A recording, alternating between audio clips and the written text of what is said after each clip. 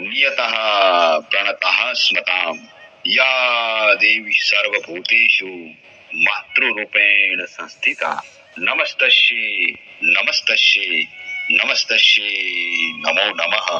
एक लोक कथा मुजब સદીઓ પહેલા બાપલ દેથા નામના ચારણ સિંધ પ્રાંતમાંથી ઘોડાના વેપાર અર્થે સિંધમાંથી સૌરાષ્ટ્ર કચ્છમાં આવતા જતા હતા.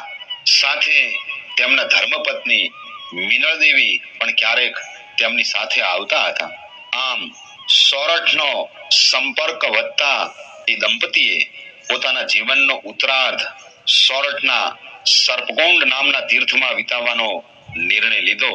આમ આ વિસ્તારમાં તેમના જ્ઞાતિજનો સાથે નેસ બાંધીને નિવાસ કર્યો. ચારણ દંપતીને હિંગળાજ માતાજીમાં અપાર શ્રદ્ધા એટલે માતાજીની ભક્તિ આરાધના કરતા પણ તેમના ઘરમાં શેર માટીની ખોટ.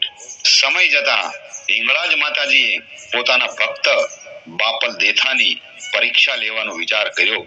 માતાજીએ ગાયનું રૂપ ધારણ કરી સાંજે સિંહ એની ઉપર આક્રમણ કરે છે એવું દ્રશ્ય ઊભું કર્યું.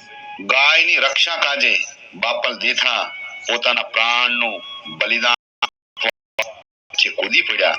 ત્યાં વરદાન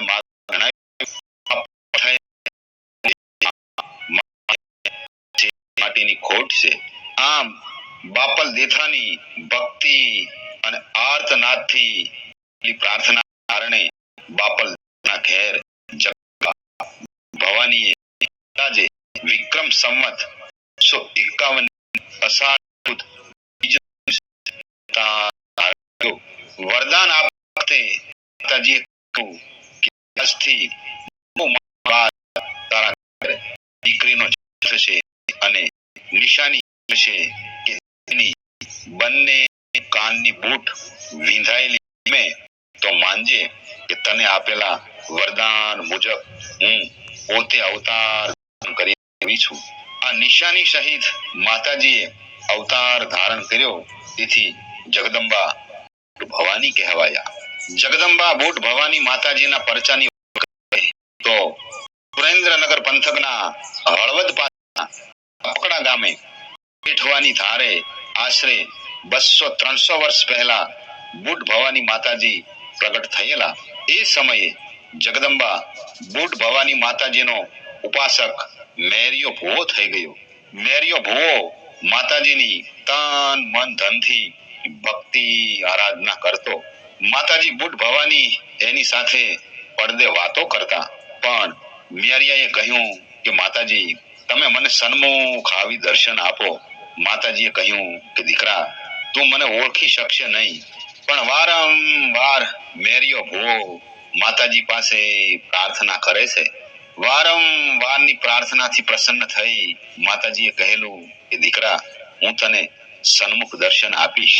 આમ નવરાત્રી શરૂ થવાના પ્રારંભે મેરિયો ભુવો માતાજીની નવરાત્રી અને નિવેદનો પૂજાપો લેવા સાપકડા ગામેથી હળવદ પોતાનું બળદગાડું લઈને જાય છે. રસ્તામાં બુટ ભવાની માતાજી એક વૃદ્ધ ડોશીના સ્વરૂપમાં જર્જર દેહે ઊભા છે. મેરિયા ભુવાને કહે છે કે બેટા મને તારા ગાડામાં હળવદ સુધી લઈ જા, હું ચાલી શકતી નથી. મેરિયા ભુવાએ કહ્યું કે અરે ડોશી હું તો માતાજીનો પૂજાપો લેવા જાઉં છું, મારું ગાડું અભડાઈ જાય. માતાજીના નિવેદ અને પૂજાપો ગાડામાં લઈ મેરિયો ભુવો સાંજ વેળાએ સાપકડા ગામ તરફ વળી નીકળે છે. વચ્ચે રસ્તામાં જગદંબા બુટ ભવાની 16 વર્ષની સુંદરીના રૂપમાં ઊભા છે. મેરિયા ભુવાને માતાજીએ કહ્યું કે ભાઈ મને તારા ગાડામાં સાપકડા ગામ સુધી બેસાડો ને. તરત મેરિયા ભુવાએ કહ્યું કે બેન બેસી જાઓ ગાડામાં. ગાડું થોડું આગળ ચાલતા મેરિયા ભુવાએ કુદ્રષ્ટિ કરતા બુટ ભવાની માતાજીએ મેરિયા ભુવાને હળવદ અને સાપકડા વચ્ચે જેઠવા ધારના કાંઠે મારી નાખી અને માતાજી રુદ્ર સ્વરૂપે અરણેજ ગામે પધાર્યા. એ સમયે અરણેજ ગામ ઘટાટોપ જંગલ ઝાડવાથી લદાયેલું હતું. એ સમયે અરણેજ ગામના કારડિયા રાજપૂત સમાજમાં કાળા બાપા અને ધોળા બાપા બંને ભાઈઓ માતાજીના પરમ ઉપાસક. એ બંને ભાઈઓને માતાજી રાત્રિના સ્વપ્નમાં આવ્યા અને કહેલું કે આ ગામના પાદરમાં આ વડ નીચે મારી મૂર્તિ અને ચોખા ચૂંદડી છે અને અમે ચારણના દીકરી છીએ. એમ કહેવાય છે કે લગાતાર 3 દિવસ સુધી બંને ભાઈઓને માતાજી સ્વપ્નમાં આવતા હતા. કાળા બાપા અને ધોળા બાપાએ કહેલું કે મારી વડ નીચે બ્રિટિશ સરકારના સેંકડો સૈનિકો રાત દિવસ આરામ કરે છે. એ વડને કાપીએ તો અમારા રાય રાય જેવડા ટુકડા કરી નાખે. ત્યારબાદ એમ કહેવાય છે કે માતાજીની કૃપાથી આપોઆપ એ વડ ફૂંકાઈ ગયો. ત્યાંથી બુટ ભવાની માતાજીની મૂર્તિ અને ચોખા ચૂંદડી નીકળ્યા. ત્યાં માતાજીની મૂર્તિની પ્રતિષ્ઠા કરી. બ્રિટિશ સરકારના સૈનિકોએ કાળા બાપા તેમજ ધોળા બાપાને શિક્ષા કરવા માથે મોભણા લટકાવ્યા, પણ માતાજીની કૃપાથી બંને ભાઈઓના મોભડા ઊંચા રહ્યા. એ સમયે વડોદરા સ્ટેટના દામાજીરાવ અમરેલી પંથકનું ખાંભા જીતવા જતા હતા.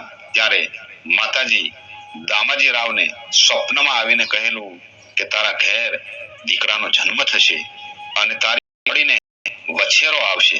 તારા દીકરાને નિશાન હશે અને તારા તું ખાંભા જીતીને આવીશ.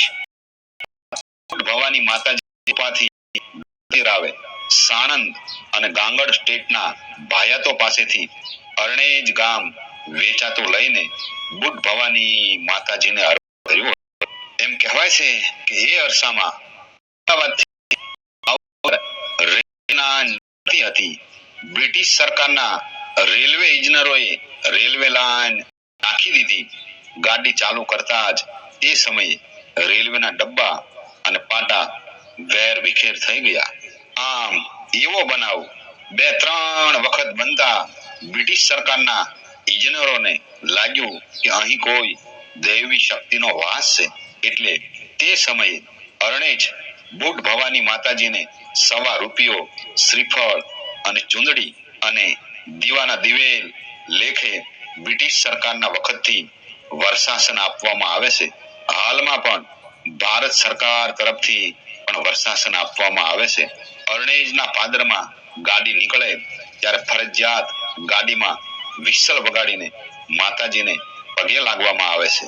અરણેજ ધામે બુટ ભવાની માતાજીના મંદિરે ભાવિક ભક્તોને બંને ટાઈમ પ્રસાદ એટલે કે ભોજન જમાડવામાં આવે છે.